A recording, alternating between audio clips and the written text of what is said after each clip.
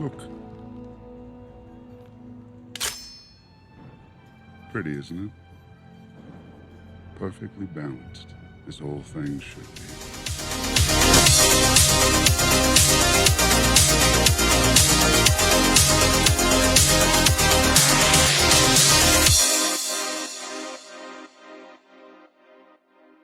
Today, we will be talking about balancing chemical equations.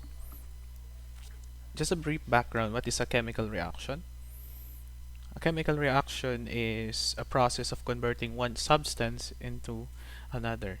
It involves the electron sharing and electron transfer, so depending on what type of reaction you have. For example, you have a methane when reacting with oxygen produces carbon dioxide and 2 molecules of water. This is an example of combustion reaction.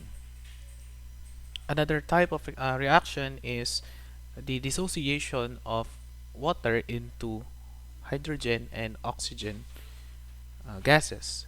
This process is called the electrolysis of water. Why do we need to balance the chemical reaction? First, we need to satisfy these three laws. Number one, the law of definite proportions. This law states that when a certain element reacts, it should be reacting with a definite proportion with respect to the another reacting species. The next one is the law of conservation of matter. Matter is not created or destroyed during the process of reaction.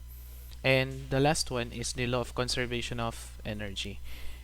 Chemical reaction should be at definite proportion, always be.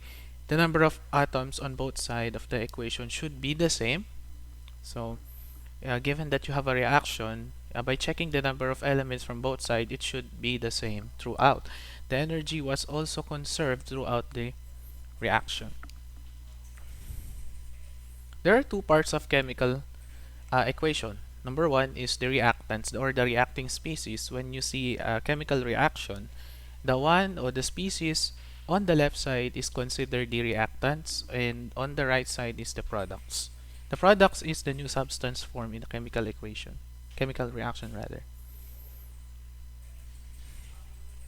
So this side is separated by a symbol, a reaction symbol rather, which is an arrow facing to the right. We in some reactions you encounter, maybe you are encountering two-headed arrows, one going to the left and one going to the right at the same time. That is called a reversible reactions, meaning that the chemical reaction may occur forward or backwards. One good example of this reaction is the sodium metal reaction with the chlorine gas. In a certain process, when they react, they form sodium chloride or table salt with the formula NaCl.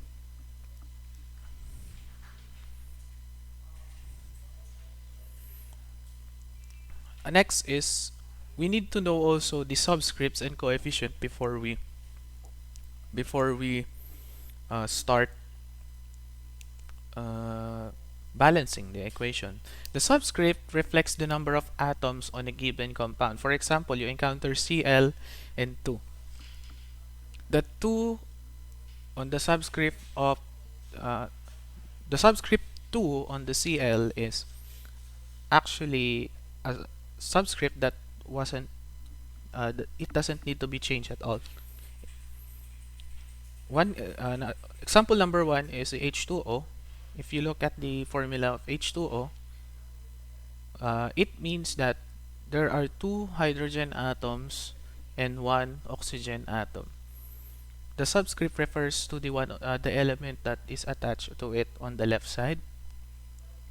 Example number 2 is the acetic acid. We have C2H4O2, meaning there are 2 atoms of carbon inside that formula.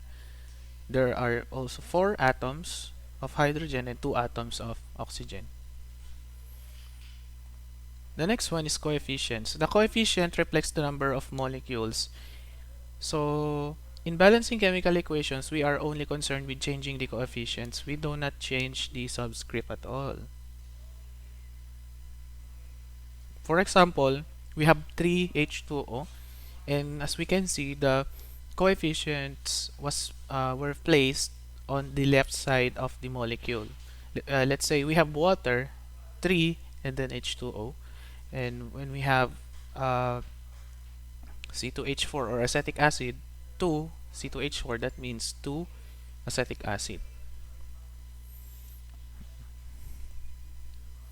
Okay, example number 1, we have a formula for the synthesis of water, 2H2 plus O2 yielding 2 H2O. So this is a synthesis process.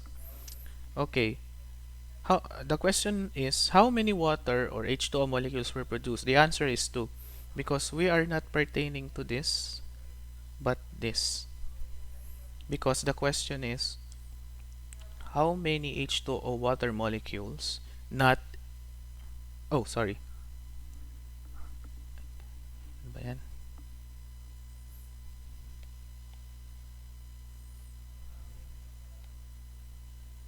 The question is how many H2O molecules were produced?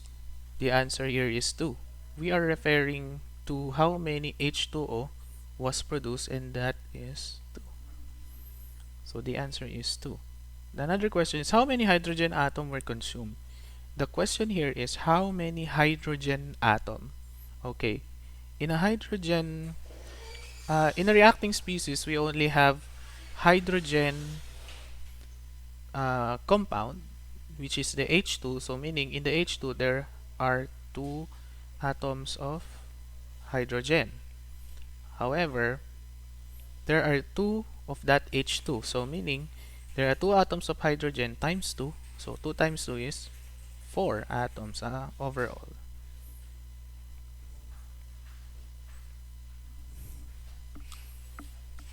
Next, another example is the synthesis of ammonia. This is called ammonia. NH3, N2 plus 3H2 yielding 2NH3. How many ammonia molecules were produced? The answer here is 2. We are pertaining to the whole ammonia itself. So there are 2 of that synthesized. How many hydrogen atoms were consumed? Okay, this time we are preparing to the consume, which is on the reactant part, meaning on the left side. Okay, how many hydrogen atoms? So again, we have H2 molecule here that is consumed on the reaction. However, we are asked to know how many atoms, not the compound. So if there are 2H, if there are 2H of that, we need to multiply it by, if there are 2H of that, we need to multiply that by 3, meaning 6 hydrogens were present. Another question is how many hydrogen molecules naman? How many hydrogen molecules were consumed? We are pertaining to the molecules which is the H2. And oh, sorry, this should be a compound. But we can also accept the molecules too. A compound. So we are pertaining how many H2 were actually consumed or used. So meaning the question here is what is the coefficient of that H2? So the answer is 3. Okay, next. So let's go with the balancing of the chemical equation, but first we need to know some certain rules. Number 1, you can only change the coefficients. You can never change the atom and subscript on the chemical equation. Coefficients should go first, not inside the formula. Okay, you do not put the coefficient in the middle of the chemical species. That is not right. And a few extra tips. There are certain tips here because different chemical equations require different style in balancing. One is you should save the free elements, meaning the free elements like H2, O2, F2. Uh, the o-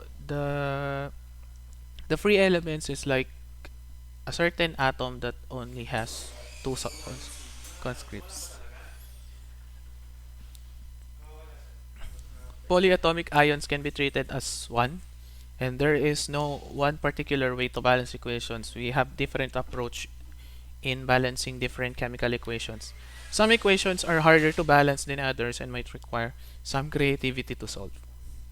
As long as you know the rules and uh, guidelines in balancing the chemical equation, then you should be fine. Okay, working example number one. We have here the synthesis of ammonia. You've seen the reactions already. It states here that an N2 gas reacts with an H2 gas to form NH3. Okay, so how can we approach this problem? So we need to first uh, separate the two sides of the chemical equation. So we have here the reactants and the products. Okay, so we have here the reactants and the products. The reactant here is the N2, NH2, and the NH3 is the product. This is the product. This is the reactants. Okay, we need to make an accounting for the different atoms present on the chemical equation itself. So in here we have here an atom of N. What is N? Nitrogen. Yes.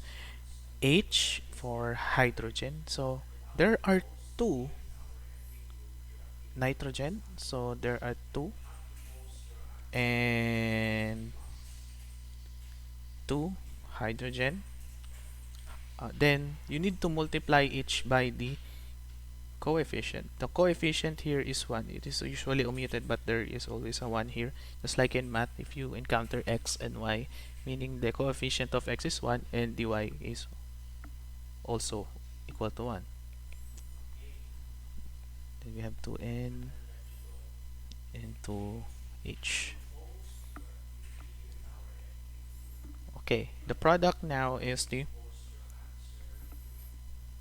we have n also here and h.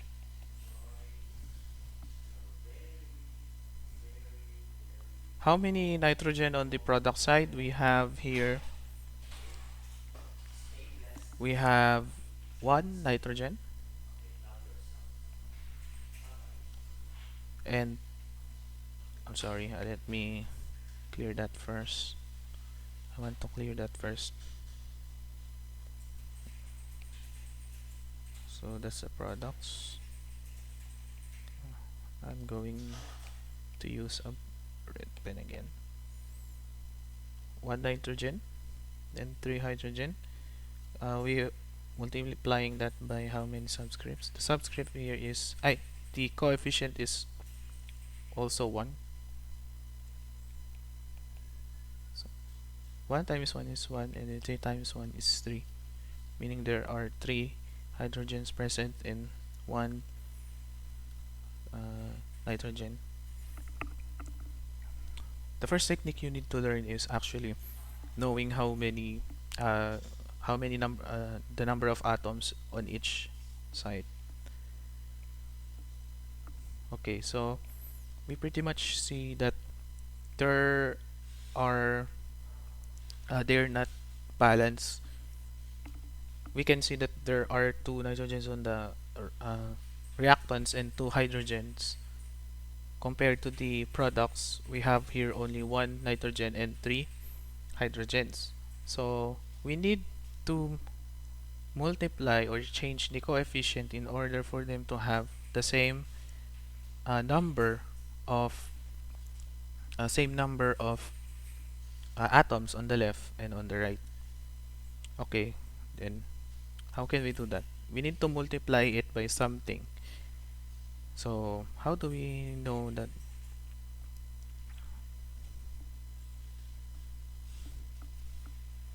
Let's actually change the coefficient on the left side. Let me erase that for a bit. If we multiply, first we need to look at this. There are two nitrogens and one nitrogen here on the right side.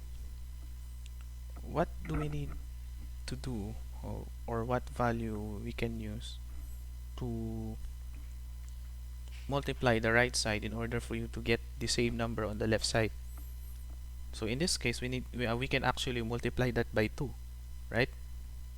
So by multiplying the coefficient by 2, multiplying the molecules actually by 2, or changing the coefficients into 2, the 1n can turn into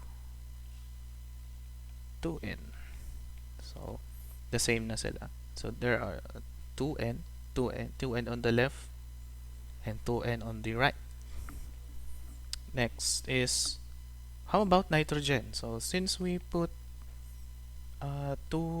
coefficient 2 here, then that 2 also transcribes to the H3. So meaning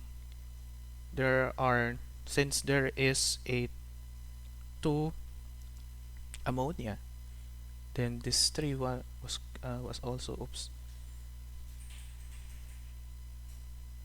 also multiplied by 2. So meaning you will get 6H. So meaning you have 6 hydrogens now. But the hydrogens on the left side is 2. So what coefficient can we multiply the H in order for you to get the same value as on the right?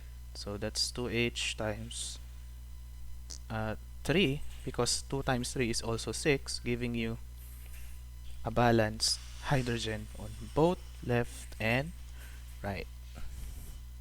So meaning this is 3. So that is the balanced chemical equation for ammonia. Okay. Next one, we have iron reacting with O2 or oxygen, yielding ferrous oxide. This reaction is called rusting. So this is actually the chemical equation that happens on most metal surfaces when they get wet. Okay, the first step is we need to separate it into the reactant side and hi sir.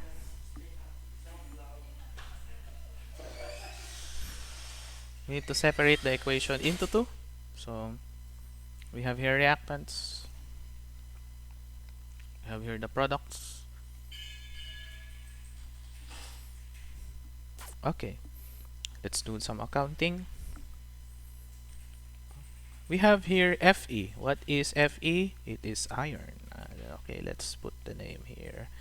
And next is we have O. What is O? If you look at the periodic table, it's oxygen. How many iron was present on the reactant side? We only see 1 because the coefficient was 1. Also 1. We see here 1 Fe. So how the subscript, there is only one subscript that is usually omitted. So 1 times 1 is also equal to 1. 1 Fe atom. Remember that this formula wasn't balanced yet. We need to balance. We are actually balancing it. On the oxygen, we have how many oxygens here? We have coefficient of 1 times what is the subscript? 2. So meaning there are 2 oxygen present on the reactant side. On the product side, we also need to do some accounting. What are the atoms present? Fe and O, and also Fe and O. Iron and oxygen.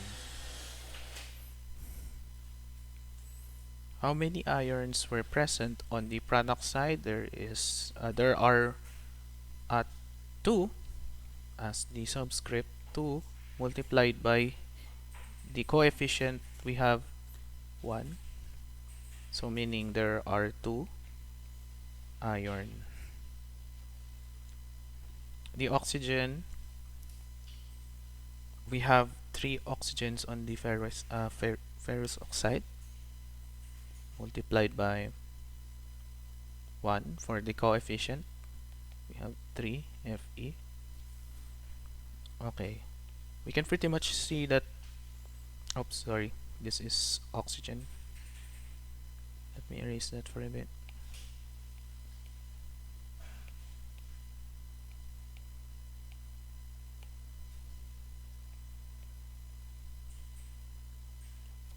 Okay, it's not 30, it's 3 oxygen. We pretty much see that the it's not actually balanced on both sides. We only have 1 on the left, 2 on, or 1 Fe on the left and 2 Fe on the right, 2 oxygen on the left and 3 oxygens on the right. What we need to do is to get a number that will multiply.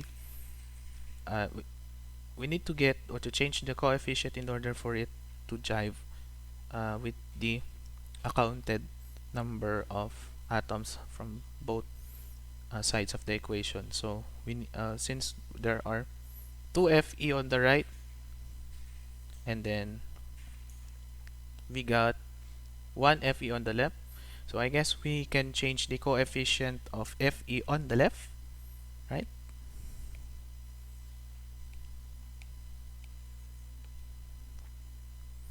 If we change that, then we can multiply this by 2 to get 2 Fe, and that was balanced with the right side. Next, by the way, we haven't changed actually the number of coefficients on the products.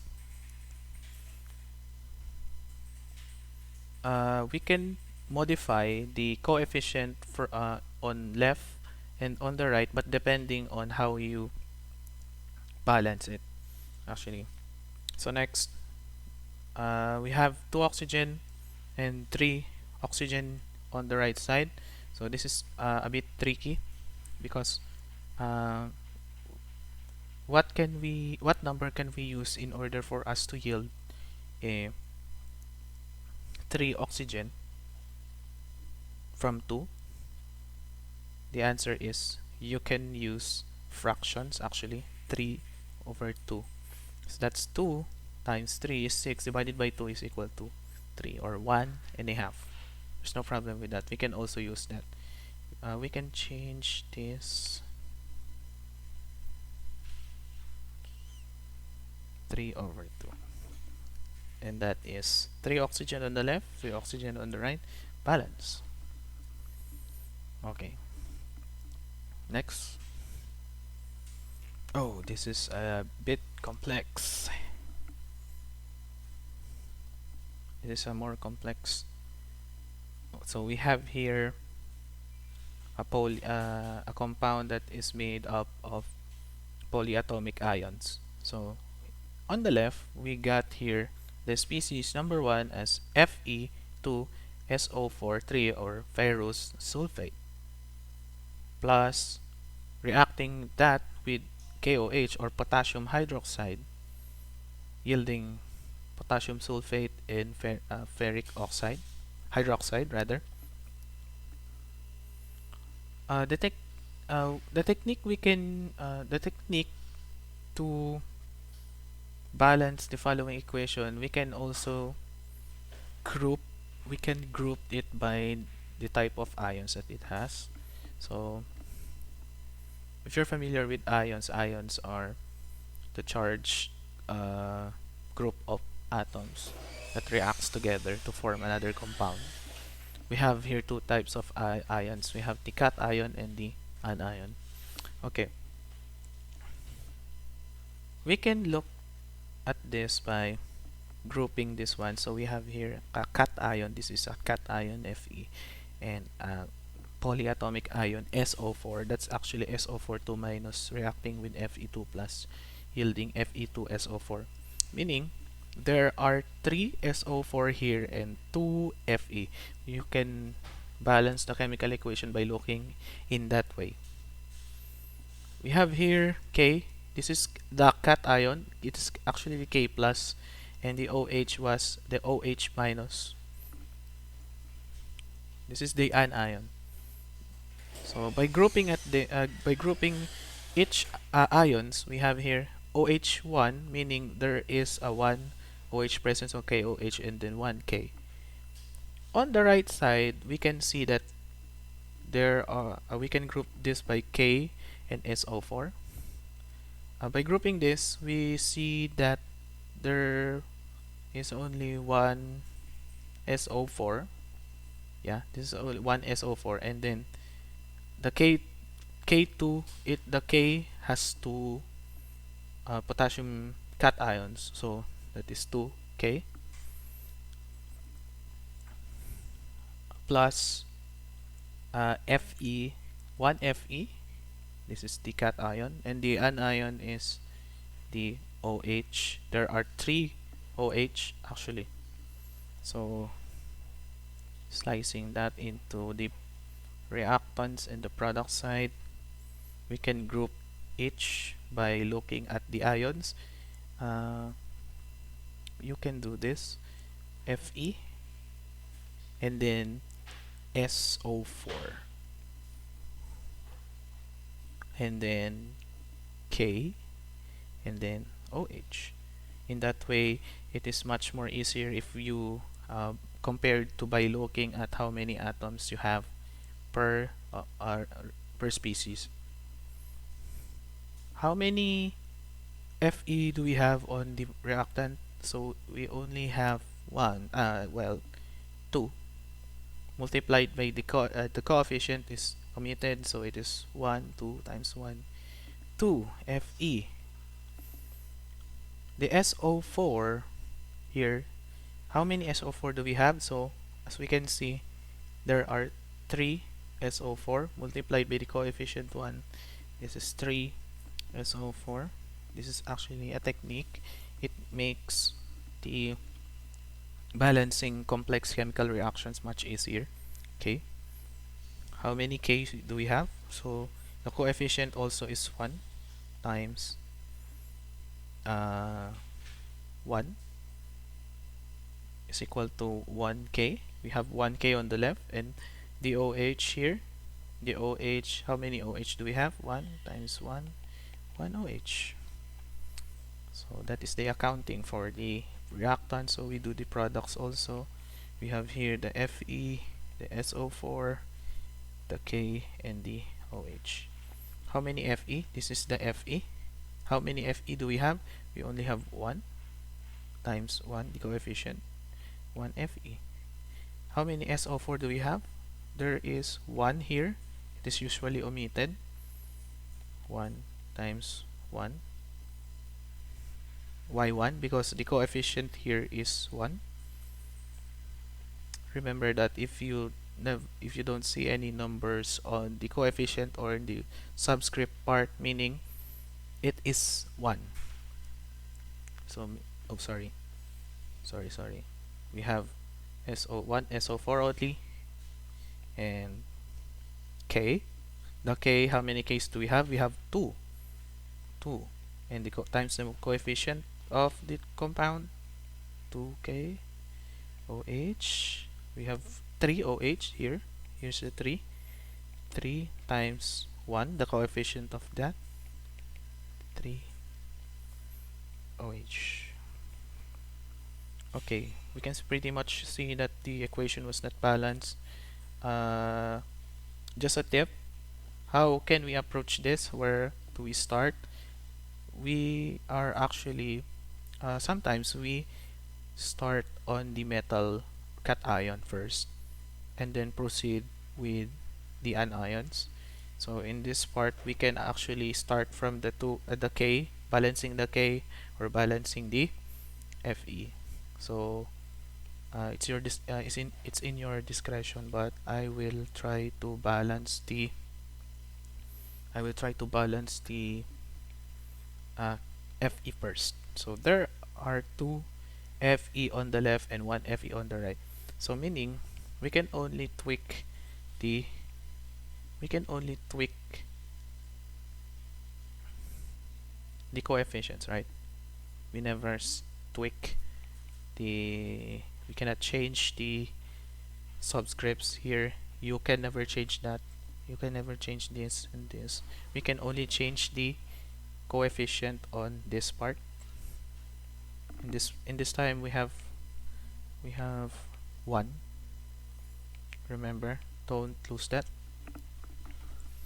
Okay, so we have two FEs on the left, one FE on the right. So we multiply this by 2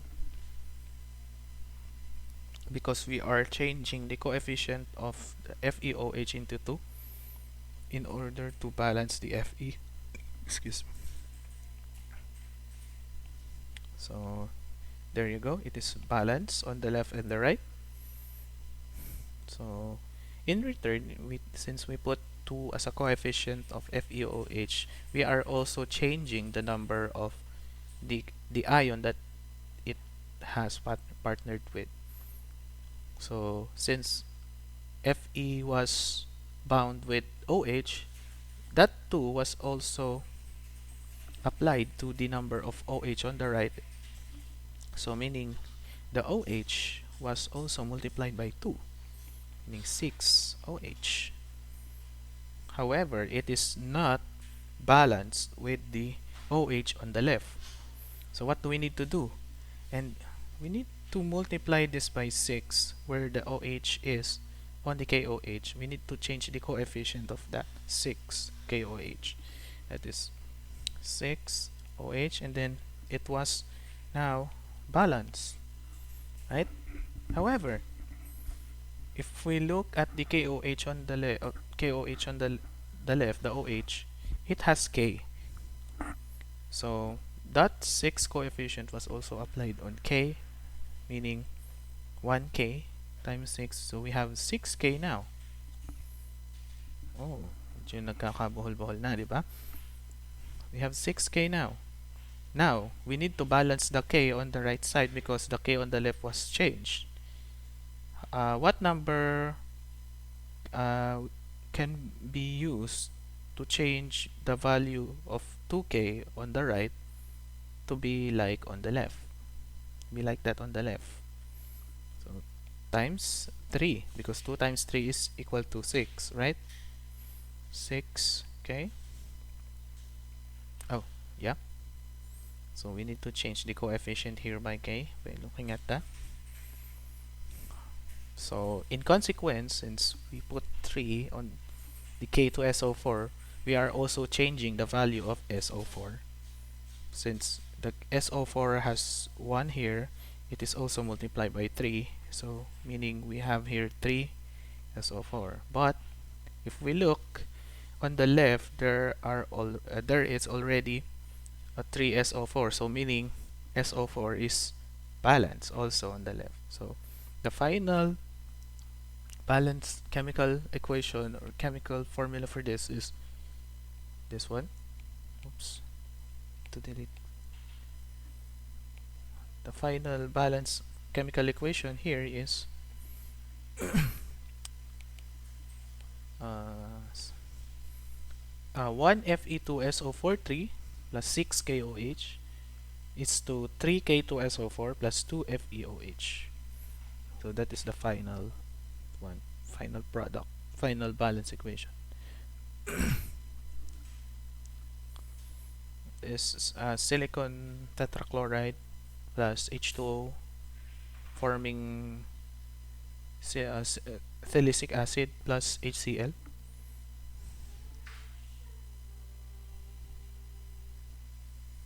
So how can we write this? Okay, so this is a bit tricky one. I think we can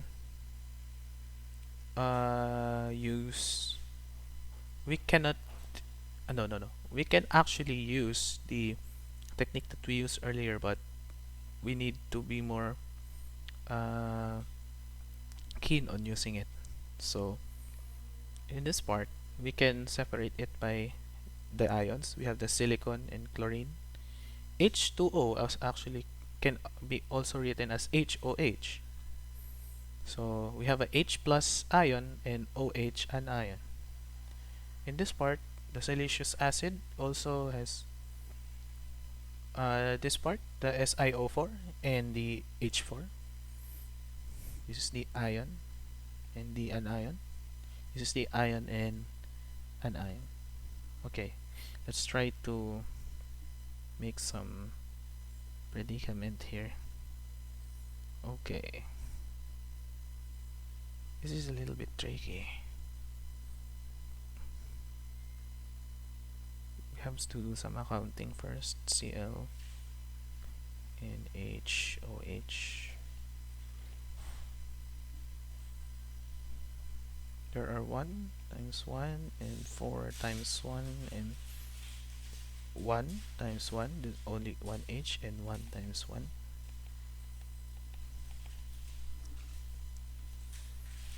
1 Si, 4 Cl, 1 H, and 1 OH. On the right side, we have here actually H SiO4.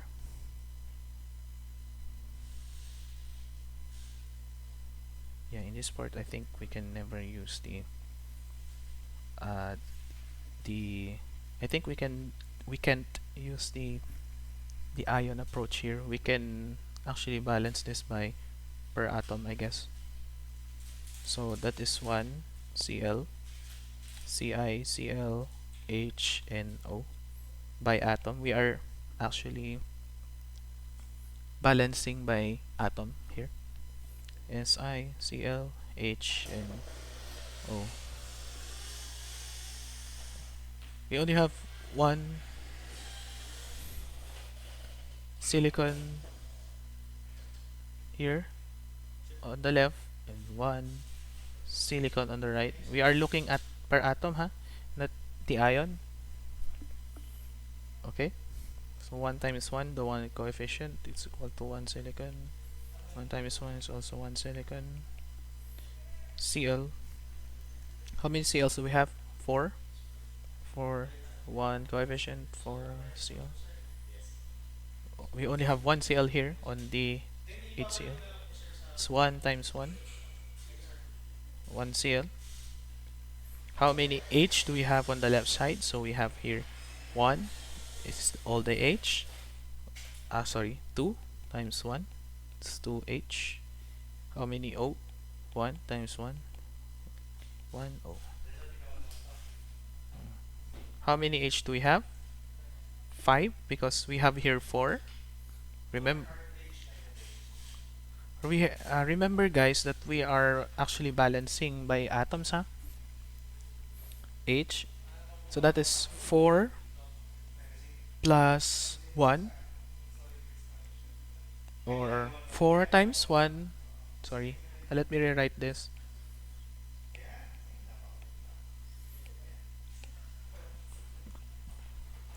That is 4 times 1 plus 1 times 1. What is 4 times 1? Why? Because we are pertaining to the hydrogens of the H4SiO4. The next one is we are pertaining to the hydrogen of HCl. So we need to add those to get the total number of hydrogen. So that's 4 times 1, 4, 1 times 1, 1, 4 plus 1. Simple math, 5. Next one is oxygen. We have here, the oxygen here is 4. Pertaining to the oxygen on the H4SiO4. 4 times 1. The coefficient, 4 times 1, 4. O's. Okay. This is a little bit tricky, guys. How many silicons do we have? So the silicons is actually balanced, but I'm afraid that actually it would be also changed in the future. You can see why. Okay, let's start with the CL. Why? Because it is wiser to start with the CL, because if you look at the right side, there are two there are several H that is attached to different ions, so it is much harder for you to balance it on that way. Okay, so let's start balancing the Cl first. 1 Cl times, and then we have 4 Cl on the left. So we need to multiply the Cl on the right by 4, giving you 4 Cl. Meaning we are putting 4 in the coefficient part of the formula. 4 Cl. Okay. So since we have 4 HCl now, now we got here 4. We are changing the coefficient of 1H into 4. So that's on this 4. 1 times 4 would be 4. And that's 4 plus 4 is equal to, oops, sorry. We now have 4 here. We need to clear 4 plus 4 is also 8 H. Okay, so there are 8 H, so many. However, there are only 2 H on the left. What number we can use what number we can use to multiply the 2H on the left in order for it to have the same value on the right? So that's 4 to this, because 2 times 4 2 times 4 is actually 8. Okay, so the H on the left and H on the right is now balanced. The Cl also is balanced. Okay, so we put 4 on the left, because 4 times 2 is 8, and there you go. The H is now balanced, but the O is not. Why? Because looking at this, 4 is also multiplied to the number of oxygen. So how? That's 1 oxygen times 4, putting this into 4 oxygen. Oh, it is now balanced. It is now balanced. Look. There are 4 hydrogens on the 4 oxygens on the left and 4 oxygens on the right. And also, the silicon that we had earlier was balanced, and we don't need to change it by the number of we don't need to change the coefficient of the silicon on both sides. So I guess this is a balanced equation. So let me rewrite this one. Clearing that is 4 and 4. Now it's balanced. Okay, so that's pretty much, I guess, for the balancing course. Try to do this on your own and make I guess you can challenge yourself and do this on your home, and then you can send it to me by taking picture. I think you need to write this on a paper and take a picture of it if you're finished doing the balancing, and then pass it on the Google Classroom. So I guess that's it for today. I hope you learned something from the balancing course. So stay safe. God bless.